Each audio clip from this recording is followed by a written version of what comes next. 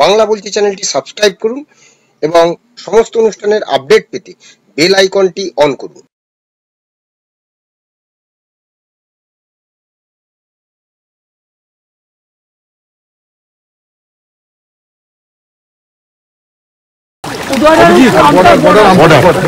আমি যেটা তোমাদের বলছি, বেলা 2টো পর্যন্ত জল কিন্তু আরো আসবে, সকালে আরো ছেড়েছে। আজকের রাত্রিটা টেক কেয়ার করো ভালো করে। এদের তো দেখছি জল ছাড়া বন্ধ হচ্ছে না। আমি নবান্নে ফিরে গিয়ে আমি দেখাচ্ছি, সব রিলেশন কেটে দেবো। ডিবিসির সাথে কোনো সম্পর্কই আর রাখবো। ছেড়ে দাও না, তুমি জলটা ছেড়ে করো ভাই। তুমি সাইডটা দাও, আমাকে একটু দেখতে দাও। আমি তো এত দূর থেকে আসি দেখার জন্য। আমার জনগণের আমি জীবন দিয়ে আপনাকে আমি প্রোটেক্ট করবো, এটা কখনো হতে পারে না। আমরাও সিদ্ধান্ত নিয়েছি, যেহেতু জল ঢুকছে।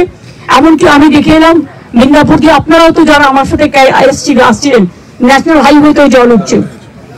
সুতরাং 3 দিন ঝাড়খণ্ডের বর্ডার বন্ধ থাকবে, সিল থাকবে। Please send this message to Rajeev Kumar DG immediately. 3 দিন বর্ডার থাকবে বন্ধ, তার কারণ গাড়ি ঢুকলে জলে ডুবে যাবে, এটা আমি চাই না। আর ডিবিসির সাথে অল সম্পর্ক আমি তো কাট আপ করবই, because it is too much. It is too much. তারপরেও জল ছাড়ছে, দাবি করছে বৃষ্টি 5 साल में इतना ज्यादा कभी नहीं हुआ। এ কোনো কাজটা আপনি করেননি। আপনার দুটো এজেন্ডা ভোট ব্যাংকের জন্য। একটা হচ্ছে হাই অ্যাপিজমেন্ট, আর সেকেন্ড হচ্ছে ভাতা দাও ভোট নাও। সেই কারণে আপনি বাঁধ রক্ষণাবেক্ষণ, প্রি মনসুন ওয়ার্ক, ফ্লাডকে প্রিভেন্ট করার জন্য যা যা করার আপনি করেননি। আপনি দামোদর ভ্যালি কর্পোরেশনের যে টাস্ক ফোর্স আছে তার মেম্বার সেক্রেটারি ডিবিসি, সেখানে পশ্চিমবঙ্গ সরকারের ইরিগেশনের মাননীয় সচিব অন্যতম মেম্বার, এবং যেটা daily hour to hour monitoring হয় তার মেম্বার হচ্ছে চিফ ইঞ্জিনিয়ার 1, তার অফিস হচ্ছে বাঁকুড়া। তিনি হচ্ছেন এই টাস্ক ফোর্সের মেম্বার। 1 কিউসেক জলও without the permission, without the concurrence from West Bengal government তো নয়, মমতা ব্যানার্জির গভর্নমেন্ট। নমস্কার, বাংলা বলছি চ্যানেলে আপনাদের স্বাগত। আমি বিপ্লব দাস বলছিলাম। রাজ্যে যখন একদিকে জুনিয়র ডাক্তারদের যে আন্দোলন সেটা 10ম দিনে পড়েছে, ঠিক তার পরপরই রাজ্যে বন্যা পরিস্থিতি সৃষ্টি হয়েছে। বেশ কয়েকটি জেলা জলপ্লাবনে কয়েক হাজার মানুষ ক্ষতিগ্রস্ত হয়েছেন, বিভিন্ন জায়গায় ফ্লাড সেন্টারে আশ্রয় নিয়েছে। কিন্তু প্রশ্ন হলো যে মুখ্যমন্ত্রী মমতা বন্দ্যোপাধ্যায় এই বন্যা নিয়ে যখন বিরোধী দলে তিনি ছিলেন একটা কথা বলতেন, ম্যানমেড বন্যা। তিনি আজ নিজে সরকারে রয়েছেন, তিনি আবারও একই কথা বলছেন, ম্যানমেড বন্যা। তাহলে সেই ম্যানমেড বন্যা আর এই ম্যানমেড বন্যা দুটোর মধ্যে কি তফাৎ? তখন ছিল এই রাজ্যে বামফ্রন্ট সরকার, তখন তিনি বলতেন ম্যানমেড বন্যা। আর এখন তিনি রাজ্যের প্রধান, নেতৃত্বে সরকার চলছে, এখনো তিনি ম্যানমেড বন্যা বলছেন, কাঠগড়ায় তুলছেন কেন্দ্রকে। তিনি বলছেন ডিবিসি জল ছেড়েছে ঝাড়খণ্ডকে বাঁচানোর উদ্দেশ্যে।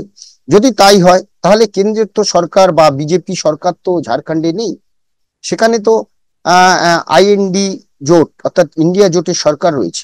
সেইখান থেকে তিনি কি বলছেন, এবং শুধু তাই নয়, যেভাবে মানুষের দিকে দিকে ক্ষোভ, মুখ্যমন্ত্রী বন্যার তো দেখতে যাচ্ছেন, মানুষের ক্ষোভ বাড়ছে, তাদের কাছে ত্রাণ নেই, তারা অসহায়। তা এই অসহায় মানুষগুলোকে তাহলে কি বলা যায় বলির পাঠা করা হচ্ছে? অর্থাৎ রাজনীতির যাতা করলে কি এই বন্যাত্মরা, অর্থাৎ পুরো এই যে আরজি কলের যে আন্দোলন সেটাকে ঘুরিয়ে দেওয়ার কোনো একটা কি প্রচেষ্টা? আজকে আমরা এই বিষয় নিয়ে আলোচনা করব। আমি বিপ্লব, আমার সঙ্গে রয়েছেন সাংবাদিক অরূপ কালী।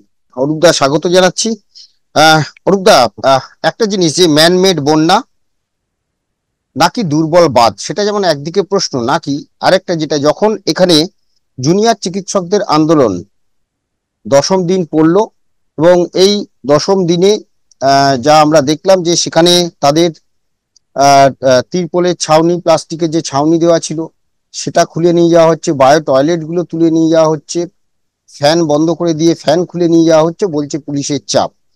তার সঙ্গে এই বিভিন্ন জায়গায় বন্যা, একদিকে চারটি জেলা বন্যার কবলে, হুগলি, হাওড়া, পূর্ব মেদিনীপুর, পশ্চিম মেদিনীপুর, বিভিন্ন জায়গায় আমরা দেখতে পাচ্ছি যে এই অবস্থা। এবং সেখান থেকে মুখ্যমন্ত্রী বলছেন যে বর্ডার বন্ধ করে দেবেন, আগামী 3 দিন বর্ডার বন্ধ রাখবেন, ঝাড়খণ্ড বর্ডার, ডিবিসির সঙ্গে সম্পর্ক কাটা করব। আচ্ছা, এই ম্যানমেড বন্যা আমরা তো শুনতাম যখন তিনি বিরোধী দলের নেত্রী ছিলেন তখনও এই বন্যা হতো, এবং তখন তিনি একই কথা বলতেন যে ম্যানমেড বন্যা, কোনো রকম পরিকল্পনা করা হয়নি, বাঁধ ভেঙে যাচ্ছে, বাঁধের রক্ষণাবেক্ষণ নেই, একই কথা বলতেন। তুই এখনো তিনি ক্ষমতায় এসে বলছেন ম্যানমেড বন্যা, কি বলবেন? দেখো, 2000 সালে উনি প্রথম হাওড়ায় দাঁড়িয়ে ম্যানমেড বন্যার কথাটা বলেছিলেন।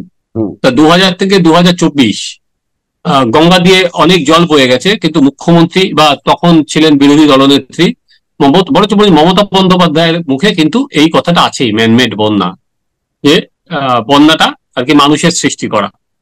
এবার আমার যে কয়েকটা প্রশ্ন, সেটা হচ্ছে ডিভিসিতে সরকারের প্রতিনিধি থাকেন, সেখানে তোমার অর্থ দপ্তরের সচিব থাকেন, সেখানে সেচ দপ্তরের সচিব থাকেন। তাছাড়া ডিভিসির সদর দপ্তর কিন্তু কলকাতায়, উল্টোডাঙায়। তার মানে নিশ্চয়ই ডিভিসির সঙ্গে যোগাযোগ রাখাটাও কোনো অসুবিধা নয়, উল্টোডাঙায় যেখানে অফিস, এখানে রাজ্যে, সেখানেও কোনো অসুবিধা নয়। ফলে প্রতিটা বিষয় বিপ্লব, তার মানে ধরে আমি যদি ওনার কথাটা ধরে নিই, তাহলে এতদিন ধরে তাহলে যোগাযোগটা রাখেনি কেন? আমি বুঝলাম না। বিজেপি ও কি কোনোটাই না জানিয়ে প্রায় 4 লক্ষ কিউসেক জল ছেড়ে দিল? অরূপদা, গত বছরও যখন এই জিনিসটা হয়েছিল তখনও ঠিক একই কথা বলেছিল যে মানে ডিবিসি জল ছাড়ছে, তাদেরকে না জানিয়ে ছাড়ছে, একই কথা শুনেছিলাম। কিন্তু কেন প্রতিবার কি বন্যার সময় একই ওই ঢাক বাজানোর কথা, একই কথা কেন? আমার কথা হচ্ছে সেটাই, যে তাহলে নিজের দায়িত্বটা তো নিতে হবে সরকারকে।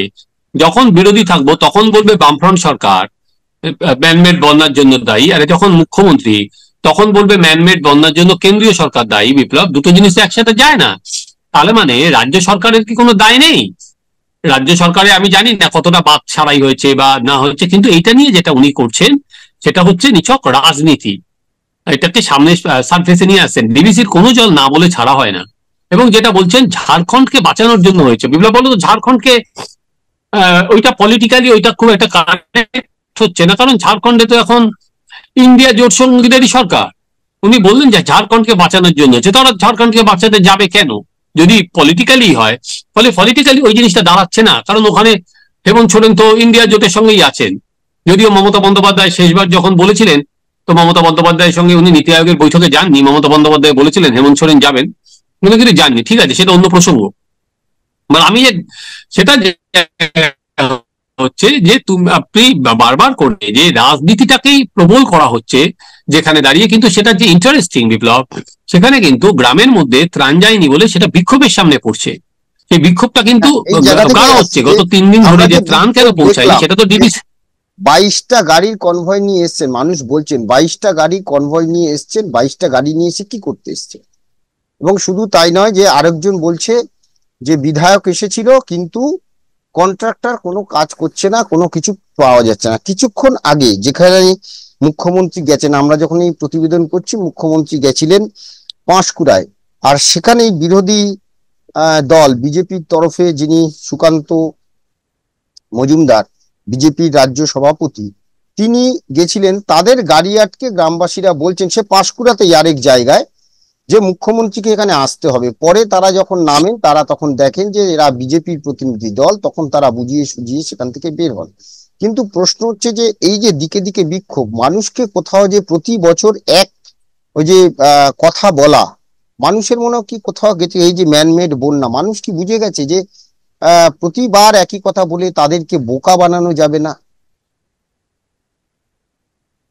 কারণ দেখো, আমার এটা তুমি যে পরের প্রসঙ্গটা প্রথমে আমাকে তুললে, কি কেন হঠাৎ করে বারবার করে ডিবিসির বিরুদ্ধে আন্দোলন করবো? তাহলে কি কলকাতা অফিস ঘেরাও করবে ডিবিসির? আমি জানি না যে তৃণমূল কি এখন দ্বিতীয় কর্মসূচি নিচ্ছে, যেহেতু সল্টলেকের স্বাস্থ্য ভবনের সামনেই জুনিয়র ডাক্তাররা 10ম দিনে বসেছে, তাদের আজকে কর্মবিরতি 41 দিনে পা দিল। সেই জায়গায় দাঁড়িয়ে তৃণমূল কি কোনো নতুন ইস্যু খাড়া করার চেষ্টা করছে? যে ইস্যুটা হচ্ছে যে দেখো দুটো জিনিস দেখো বিপ্লব, সেটা হচ্ছে আর কি এই যে তোমার জুনিয়র ডাক্তাররা বসে আছে, সেটা একটা শহুরে আন্দোলন, সেটা হচ্ছে মধ্যবিত্তদের আন্দোলন, আপার ক্লাসের আন্দোলন, মিডিল ক্লাসের আন্দোলন। কিন্তু মুখ্যমন্ত্রী সবসময় গরিব মানুষদের পাশে আছে। এই জিনিসটাই কি বার্তা দেওয়ার চেষ্টা হচ্ছে যে দেখো তোমাদের, আমি তাই জন্য যে ডিবিসি ঘেরাও যে রাজনৈতিক বার্তা, উনি কি তার মাধ্যমে সেটাই দিতে চান?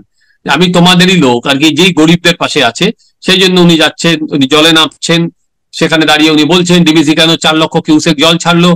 আমার মনে হয় সেই জায়গা দাঁড়িয়ে এই একটা বিভেদ উনি অর্থাৎ নতুন ইস্যু আর কি তুলে আনতে চাইছেন, যে এখন যে বলা যেতে পারে আরজি করের যে জনজাগরণ হয়েছে, তাতে দেখো এটা ঠিকই, আমার কথা হচ্ছে এই চাপানুতরের মধ্যে কেন এত এত মানুষকে তার মূল্য দিতে হবে? বাড়ি ভেসে যাচ্ছে, সবকিছু তার বিলঙ্গিংস ভেসে যাচ্ছে, তার সারা জীবনের সঞ্চয় ভেসে যাচ্ছে। এটা কেন কেন্দ্র না রাজ্য এই চাপানুতরের মধ্যে তাকে তারা প্রতিটা বছর ভোগ করতে হবে কেন? বন্যা এলেই প্রতিটা জিনিস কেন ভোগ করতে হবে? তো সেখানে দাঁড়িয়ে সেই মানুষগুলোকে নিয়ে আলটিমেট কি হচ্ছে, সেই রাজনীতির মধ্যেই তাকে যেতে হচ্ছে বারবার করে। এবং আমার ওই জিনিসটাকে আবার যেটা বললাম আগে, ধরো এখন মুশকিল যেটা, অন্য সময় সিবিআই তদন্ত হলে কাউকে গ্রেপ্তার হলে বলে দেওয়া যেত ষড়যন্ত্র চক্রান্ত, যেটা আমরা দেখেছিলাম একের পর এক শীতে বিপ্লব, যে স্বার্থ, সেটা তুমি শিক্ষায় বলো, সেটা তুমি রেশনে বলো, সেটা তুমি গরু চুরিতে বলো, সেটা তুমি কয়লা চুরিতে বলো, কিছু হলেই বলা হতো কি আর কি বিজেপি করাচ্ছে, তাই তো বলতো। কিন্তু এই একটা জায়গায় অভয়ের মৃত্যু নিয়ে সেই কথাটা কিন্তু আর বলতে পারছে না, কারণ জনমত বা জনরোষ এমনই জায়গায় এবং লোকে বিশ্বাস করেছে যে এটা কভার আপ আছে। এইবার কেউ যদি আর কি একটা গ্রেফতার হলে লোকে যদি মুখ খোলে মুখ্যমন্ত্রী, তাহলে কিন্তু একটা বিরূপ প্রতিক্রিয়া হবে। ফলে এইটা একটা জায়গায় তাদের প্রায় বলতে পারো দেয়ালে পিঠ ঠেকিয়ে দিয়েছে। এই জায়গাটা থেকে আমার মনে হচ্ছে, দেখো আমি সবসময় বলছি যে এই আগেই এই যে দুর্গত মানুষ, এদের আগে ত্রাণ দেওয়া দরকার, কারণ রাজনীতি করার সময় তো অনেক পাওয়া যাবে বিপ্লব। ফলে সেটাকে না করে রাজনীতিটাকে সামনে আনা হচ্ছে। আমার মনে হয় কোনো একটা জায়গায় তুমি যদি বলো খড়কুটো, সেটাকে বোধহয় কোনো জায়গায় ধরতে চাইছে। আমি আবারও বলছি যে দুর্গত মানুষদের পাশে আগে দাঁড়ানো দরকার, তাদের রেস্কিউ করা দরকার। রাজনীতি করার সময় তো পরেও পাওয়া যাবে, কিন্তু উনি বারবার করে যে কথা বলছেন তাতে আমার মনে হচ্ছে কোন একটা জায়গায় তৃণমূল বোধহয় পাল্টা ইস্যু খাড়া করছে। এখন প্রশ্ন হচ্ছে যে তাহলে কি রাজনীতি জাতাকলে বন্যাত্মরা, অর্থাৎ যখন একদিকে আরজি করের আন্দোলন চলছে, সেই আন্দোলনটাকে জনমানুষের যে তীব্র প্রতিক্রিয়া হয়েছে, যে প্রতিবাদ চলছে দিকে দিকে, সেই প্রতিবাদটাকে ঘুরিয়ে দেওয়ার চেষ্টা এই বন্যার্ত মানুষগুলোকে খাড়া করে, আমরা সেদিকেই নজর রাখবো। ধন্যবাদ অরূপদা, ধন্যবাদ আপনাদের। আমাদের এই আলোচনা নিয়ে আপনাদের মতামত কমেন্টস বক্সে জানাবেন, ভালো লাগলে লাইক দেবেন। সবাই ভালো থাকবেন, নমস্কার।